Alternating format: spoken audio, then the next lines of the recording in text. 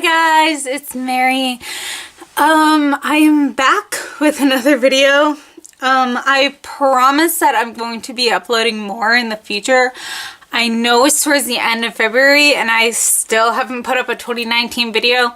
The problem is that I got into a video game series called Kingdom Hearts, and I think I mentioned this in another video, but it kind of took over my life for a few months, and I don't want to say I was in a reading slump because I wasn't really. I was still reading. I was still listening to audiobooks and like reading different books and such. It just did not take up my life as much as now. So I will be uploading more recently and more than I ever have probably in this year than I have in past years. But I realized today, after realizing, hey, I haven't done a video in so long, that you guys may know me, but I haven't really done this tag yet, and you may know me a little bit, but not as well as you think.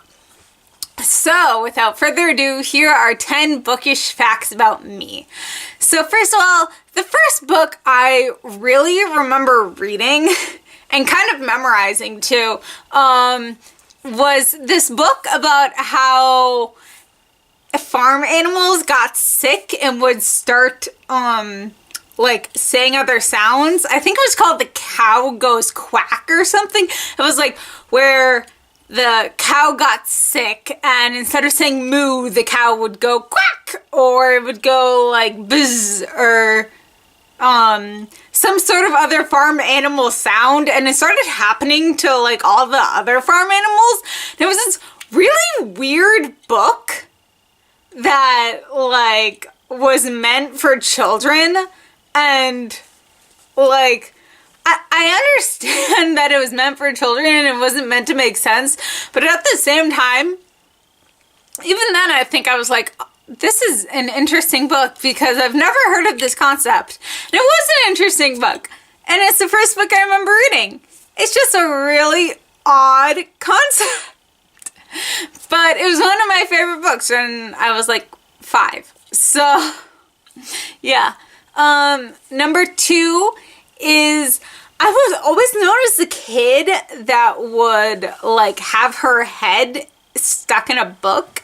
Even when I was like in middle school and elementary school, I was always that girl who would always just read a lot. Former classmates would look at me and ask, oh, what book are you reading today? And they would like try to help me, like rush me to finish it, being like, go, go, go, you only have like 5 pages left, go, go, go.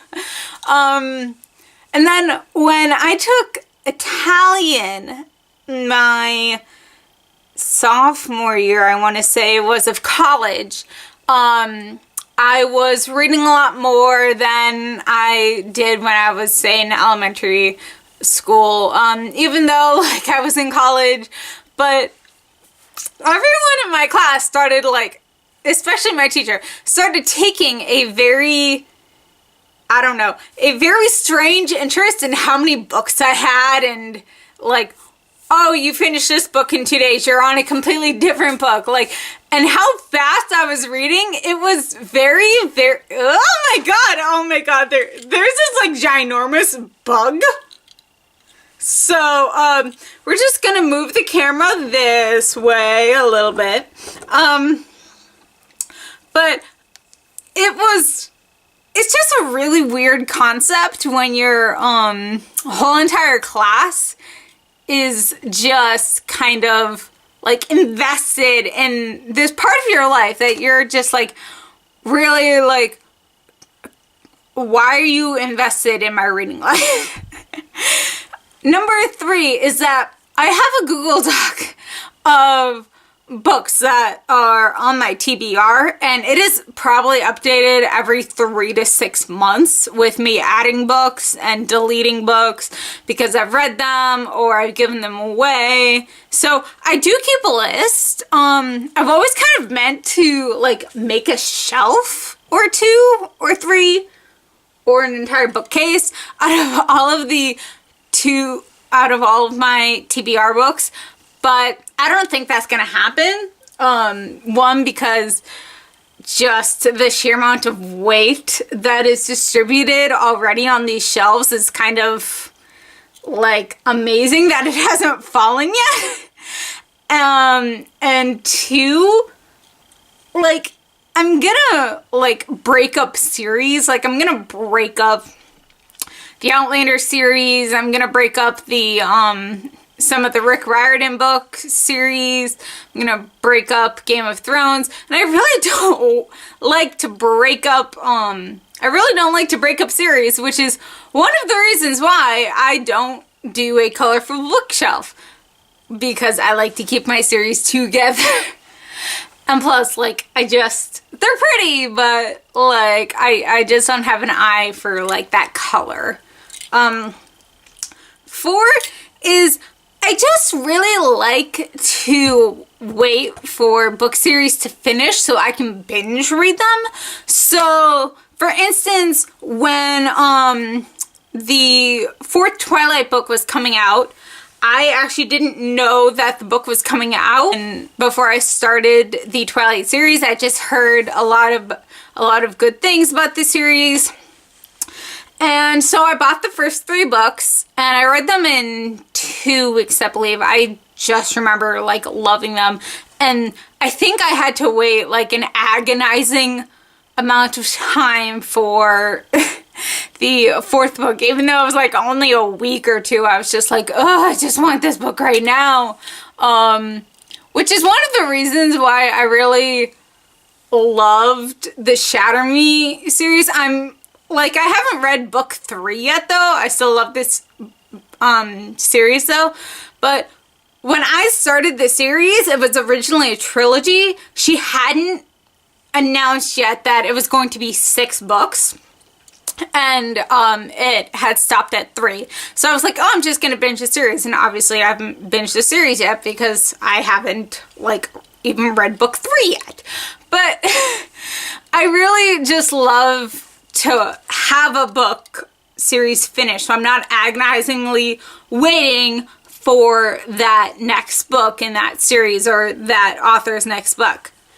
Rick Riordan and Allie Carter, I'm speaking to you. 5 is, I've talked about this a little bit before, but you guys know I live in Chicago, or in the suburbs, but there is an event hosted by Anderson's Bookshop, which is a locally owned small bookstore, and it is called the YA Literature Conference, and it is held every year for the past, I think this year is going to be like 15, 17, something like that.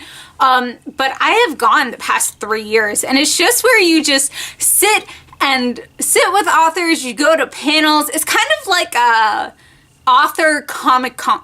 I don't want to say BookCon, but I don't want to say Comic-Con either, because like you do have those author panels, and you do have those keynote where certain like authors speak, but it's kind of so much more than that.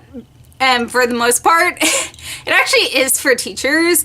It actually and is for like librarians, but there are still like just YA fans who go to it, and I am one of the few YA fans that is below the age of like, let's say 30, or is like just a fan of YA and is not a teacher or is not a librarian. And when everybody asks, oh, like, where do you teach, or like are you a teacher or a librarian, where do you, I'm just like, I'm just a fan. And all the authors are just like so nice, like, oh, that's great. And you're just like, yeah, but like I'm here at an author's event, which is mainly for adults and like, you know, for teachers and librarians, and it's very awkward sometimes sitting in a room with 40 and 50 and like 60-year-olds, and you're just like in your 20s.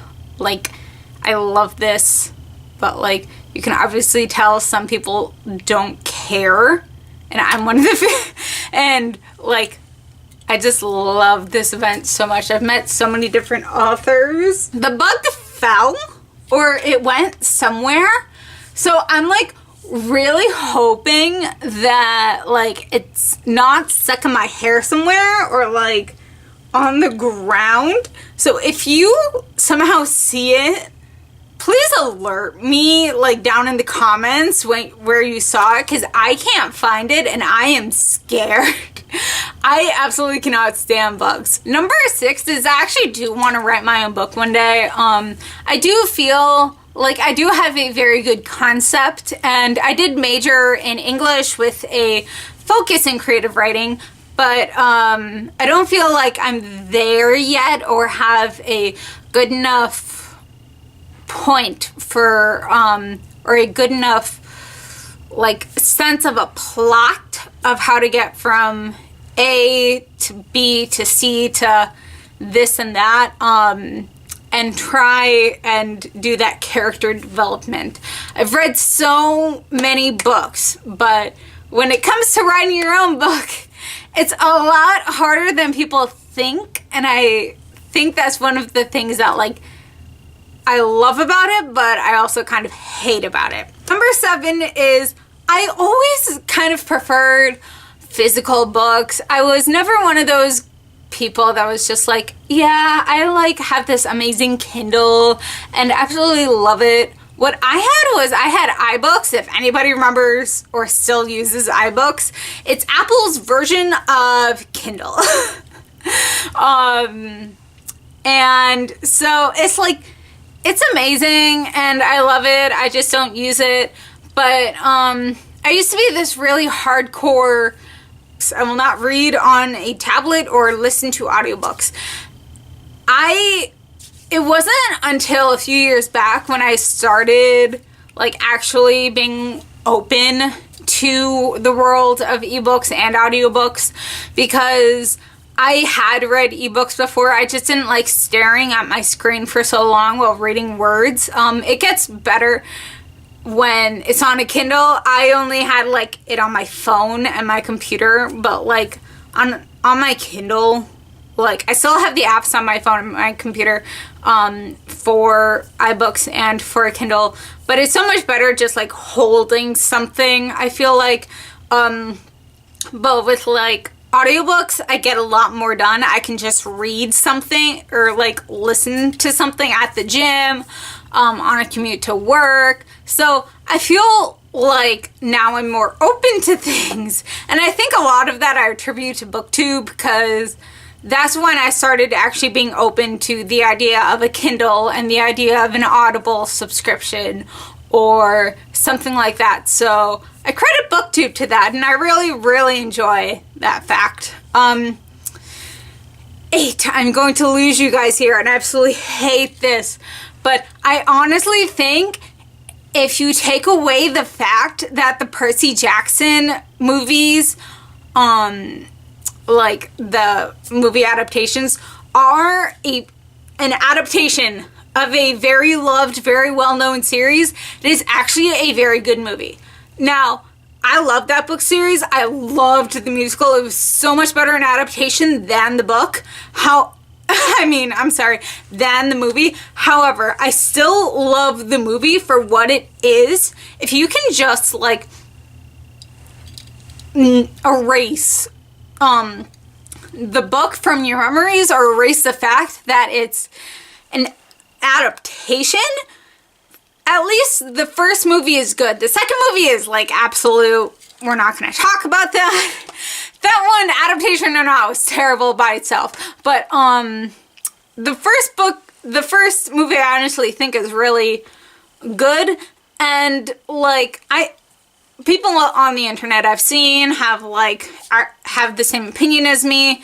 I have a friend who has never seen The Last Airbender, Avatar: The Last Airbender cartoon Nickelodeon TV series. She saw the apparently crap adaptation. I've never seen it actually, and I don't want to see it. because I've heard it's such a crap adaptation. And she loves that movie, but she has never seen the series. So I honestly think if you take away the fact that it's an adaptation, the Percy Jackson and the Olympians, the Lightning Thief movie is actually a pretty good movie. Sea of Monsters we're not going to talk about. If you're still with me, here is fact number 9. I will never read the Lord of the Rings series sans The Hobbit. I've read The Hobbit. I hated The Hobbit. The Lord of the Rings books movie series has a very, very special place in my heart, because besides like Spider-Man and the Harry Potter series, it is one of the, like, and Pirates of the Caribbean, it is one of the series that my sister, my mother, and I have all, like, watched together, all bonded over. Apparently she read us The Hobbit and the first entire book, the Fellowship of the Ring, and then she stopped partway through Two Towers, because my sister and I were little when they first started coming out. We have the books, but I don't think they will ever be read by me, because I don't want to taint the film for me, because I know they're different. I know there are like aspects of it that are different. I do feel like the books will taint the movies and the experience for me. Number 10 is kind of obvious. It is that books or bookstores and libraries are my favorite places to be. There's just something about being with other book nerds and like people who just love being around books or just love being in a library studying or whatever, that makes you feel at home, and it's a nice feeling to have, but at the same time it's also like, oh, okay, so this is kind of weird. It's kind of like a Comic-Con where you're just like, oh, okay, yeah, I see you like picked up that book that I love. I see you wearing that cosplay. I love it. I don't know you. I'm afraid to talk to you, but I ain't gonna say like anything. But I feel like growing up with a library right down the street from my house, a Borders on the other side of my house, and then about 15 minutes away was a Barnes & Noble, and then another 15 minutes away there was another Barnes & Noble on a different street, and now there are half-price books going up. So I feel like all of these bookstores that have come and gone, and the libraries that I have been to in my life and that I continue to go to, have kind of shaped the books in which I love and shaped kind of the way I am right now. And partly that is due to my family, because my family are like huge book nerds, and that also has a way, but libraries and bookstores are my two favorite places to be besides Comic-Con. and all three of those things have actually shaped me to who I am, like, right now to this day. So there are 10 bookish facts about me. I absolutely enjoyed doing this video. I will get another one up soon. Hopefully I will find that darn bug. And hopefully my lighting will be better next time. Okay, bye!